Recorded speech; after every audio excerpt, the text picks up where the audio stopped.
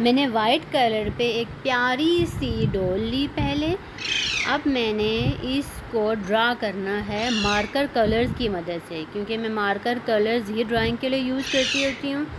पहले तो मैं ज़्यादातर बाउंड्री बनाने के लिए ब्लैक कलर ही यूज़ करती हूँ, लेकिन इस मर्तबा मैंने कहा चलो थोड़ा सा चेंज करते हैं। चेंज करने के लिए मैंने फिर पर्पल कलर का मार्कर लिया कि अगर मैं पर्पल कलर से बाउंड्री बनाऊँगी तो फिर किस तरह की लुक आएगी।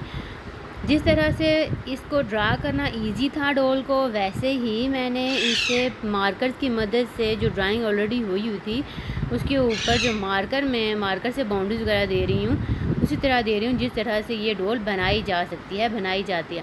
पहले मैंने फेस बनाया है, फिर मैंने हेयर्स बनाए हैं, फिर मैंने पोनी बनाई है, पोनी के बाद पोनी टेल्स बनाई हैं, मतलब जो हेयर्स की पोनीज बनी हुई हैं वो वाली ड्रा की हैं। उसके बाद फिर मैंने डॉल का फेस बनाया है, फिर आइज़ को मैंने फिर बहुत ज़्यादा ड्रा नहीं किया पर्पल कलर से, क्योंकि बेसिकली तो आइज़ जो हैं अंदर से भी और जो आईब्रोज होती हैं वो भी होती हैं ब्लैक कलर में, तो इसीलिए मैंने उन्हें छोड़ दिया कि ये मैं इन्हें ब्लैक कलर से ही दोबारा से कलर करूँगी। इसके बाद बारी आ गई डॉल के यूनिफॉर्म की, क्लॉथ्स की, तो वो भी मैंने पर्पल कलर से ही ड्रा कर दिए। और जिस तरह से देख रहे हैं इसी तरह से ड्रा करना भी बहुत ज़्यादा इजी होगा, लेकिन ड्राइंग जो भी की जाती है पहले वो पेंसिल से की जाती है, उसके बाद उसके ऊपर मार्कर यूज़ किया जाता है। हाँ, बहुत ज़्यादा मास्टर बंदा हो ड्राइंग में तो वो डायरेक्ट ही मार्कर कलर्स का यूज़ कर सकता है, कलर्स का यूज़ करके ड्राइंग बना सकता है। लेकिन मेरी कोशिश पहले यही होती है कि मैं पेंसिल से पहले ड्रा कर लूँ, उसके बाद मैं उसके ऊपर मार्कर कलर्स का यूज़ करूँ, क्योंकि अगर कहीं गलती हो जाती है तो मार्कर कलर्स को तो इरेज़ नहीं किया जा सकता, लेकिन पेंसिल को इरेज़ किया जा सकता है। अब मैंने डॉल की आइज़ बनानी थी, तो आइज़ बनाने के लिए मैंने लिया है पॉइंटर, क्योंकि जो मेरे पास मार्कर था वो बहुत ज़्यादा गर्मी की वजह से वो सूख गया था, तो वो बहुत लाइट सा कलर दे रहा था, तो मैंने कहा वो तो फिर मेरी ड्राइंग को ख़राब कर देगा। फिर मैंने इसीलिए पॉइंटर ले लिया, बजाय इसके कि मैं वो मार्कर लेती और मेरी ड्राइंग सारी ख़राब हो जाती। इसीलिए मैंने फिर उससे इग्नोर कर दिया और फिर मैंने ये ले लिया पॉइंटर। पॉइंटर की मदद से पहले मैंने आईब्रोज़ बनाई दोनों आइज़ की, और उसके बाद मैंने आइज़ को अच्छे से कलर किया, क्योंकि पॉइंटर जो है वो बहुत बारीक होता है, इसलिए इसमें थोड़ी ज़्यादा मेहनत लगी और उसमें गलती के भी चांसेस ज़्यादा होते हैं। एक लाइन भी इधर से उधर गई तो फिर समझ लें कि आपकी ड्राइंग हो जाएगी ख़राब।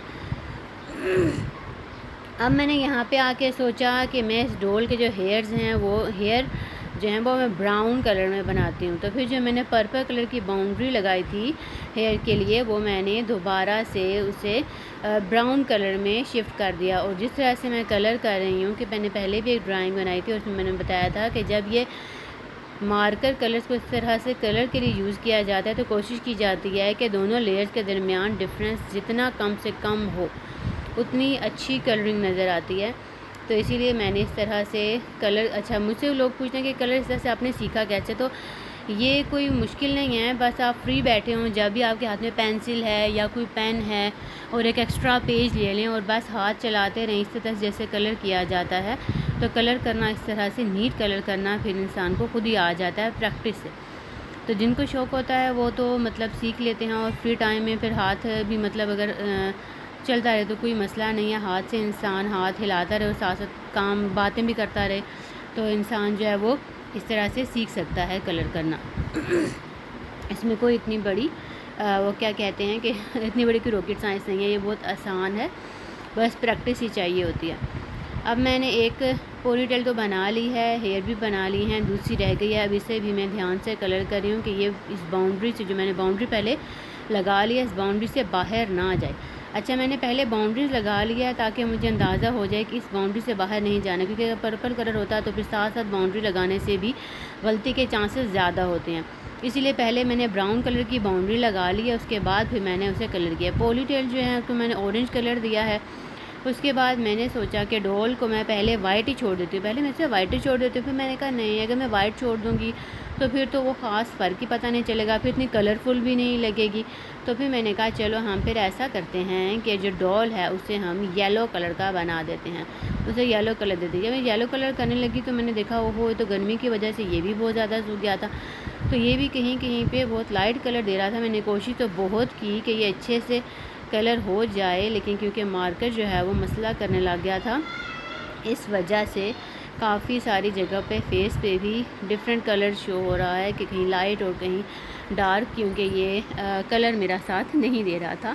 लेकिन मैंने काम स्टार्ट कर दिया था तो मैं अब इसका पीछा भी नहीं छोड़ सकती थी कि अगर मैं येलो कलर ना करती तो, क्योंकि देखिए स्टार्ट में येलो कलर अच्छा आया, पता नहीं चला कि ये मार्कर जो है येलो कलर वाला वो ड्राई हो चुका है, लेकिन टाइम के साथ साथ भी पता चला ओहो ये तो ड्राई हो गया है। ये भी मैंने कोशिश करके इसे थोड़ा सा कर ही दिया कि वो थोड़ा सा अच्छा सा ही लगे।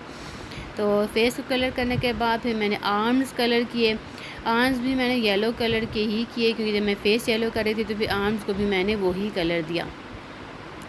अब मैंने शूज़ जो हैं वो ब्लैक बनाने थे डॉल के, तो मैंने उसे भी ब्लैक कलर दे दिया। अब ब्लैक कलर था तो मार्कर सूखा हुआ, लेकिन फिर भी थोड़ा सा कलर मुझे चाहिए था सिर्फ शूज़ के लिए, तो इतना सा वो मेरा ब्लैक कलर मेरे काम आ गया। और इस तरह से ध्यान से मैंने पहले बाउंड्री जो पर्पल कलर की बनाई थी उसे मैंने ब्लैक किया, क्योंकि मैंने पूरे शूज़ इस डॉल के ब्लैक ही करने थे। और दरम्यान में जो मार्क लगा हुआ था हार्ट टाइप उसे मैंने छोड़ने की कोशिश की, पर एक थोड़ा छोटा सा रह गया, लेकिन चले रह तो गया क्योंकि कलर करने के दौरान ज़रा से मार्क इधर से उधर हो गया तो समझ लें कि वो फीलिंग हो जाती है। अब मैंने पिंक कलर लिया, पिंक कलर से मैंने जो शूज़ में हार्ट शेप थी उसे पिंक कलर दे दिया, और जो फ्रॉक पे गुड़िया के डॉल के फ्रॉक पे जो हार्ट है उसे भी मैंने पिंक कलर ही दे दिया। अब मैंने पोली टेल जो है वो ऑरेंज कलर की बनाई थी, इसीलिए जो फ्रॉक के ऊपर फ्लावर सा लगा हुआ था उसे भी मैंने ऑरेंज कलर ही दे दिया, क्योंकि ऑरेंज कलर वो पोली टेल वाला कलर जो है ये दोनों कंट्रास्ट में आ जाएंगे तो थोड़ा सा अच्छा लग जाएगा ड्राइंग में। फिर मैंने क्या किया कि फिर मैंने ब्लू कलर ले लिया, लाइट ब्लू, डार्क ब्लू नहीं लाइट ब्लू। तो मैंने कहा इसका फ्रॉक क्यों ना मैं लाइट ब्लू कर लूँ। अभी मैं कलर कर रही हूँ तो देखिए हर बाउंड्री को मैं पहले बना लेती हूँ ताकि बाउंड्री से बाहर मेरा कलर ना जाए, तो इसीलिए मैं कोशिश करती हूँ कि पहले से बाउंड्री बना दूँ, क्योंकि अगर बाउंड्री नहीं बनाऊँगी तो कलर बाहर चला जाएगा या दूसरे कलर के साथ मिक्स हो जाएगा। इसीलिए पहला टारगेट मेरा यही होता है कि मैं बाउंड्री बना लूँ। अब मैं ये साथ साथ भी बाउंड्री बना रही हूँ, लेकिन साथ साथ बाउंड्री बनाने में थोड़ा सा रिस्क है, क्योंकि जब हाथ तेज़ चल रहा होता है कलर करने के लिए तो बाउंड्री बनाते हुए भी अगर हाथ तेज़ चलेगा तो फिर ज़ाहिर सी बात है बाउंड्री ख़राब हो जाएगी। इसलिए अगर हम बाउंड्री पहले बना लेते हैं तो फिर वो ज़्यादा इजी हो जाता है कलर करना, फिर हाथ भी तेज़ चलाना कलर के लिए, क्योंकि जो मैं फिलिंग करती हूँ कलर की उसके लिए हाथ तेज़ चलाना बहुत ज़रूरी होता है। हाथ तेज़ चलेगा तभी अच्छी सी नीट सी लुक आएगी कलर की। तो इसलिए पहले अगर बाउंड्री बन जाए तो फिर वो इजीली हाथ चल सकता है और गलती के चांसेस इस तरह से भी कम होते हैं कि गैप लाइनों के दरमियान जो है वो गैप कम हो जाएगा, या ना ही नहीं होगा, ना होने के बराबर होगा, या फिर जो है वो कम हो जाएगा। और दूसरी ये फ़ायदा हो जाता है कि मार्कर जो है वो बाउंड्री से बाहर नहीं जाते, क्योंकि ऑलरेडी बाउंड्री बनी हुई होती है तो ऑटोमेटिकली माइंड सेट होता है, तो बाउंड्री उसी बाउंड्री पे आके जो है वो मार्कर रुक जाता है। तो बहुत कम कभी कभी ऐसा होता है कि मार्कर बाहर चला जाए बाउंड्री से, अदरवाइज़ जो है मार्कर बाउंड्री के अंदर आके खुद ही स्टॉप हो जाता है। जो कलर रह गए थे डॉट्स से वो भी मैंने इसमें फिल कर लिए। अब मैंने क्या किया, जो ऑरेंज कलर की पोनी गुड़िया को पहनाई थी, डॉल को पहनाई थी और फ्लावर लगाया था फ्रॉक के ऊपर, उसी कलर का फिर मैंने उसे सॉक्सेस पहना दी कि मैंने कहा चलें ये इस तरह से अच्छी लगेगी।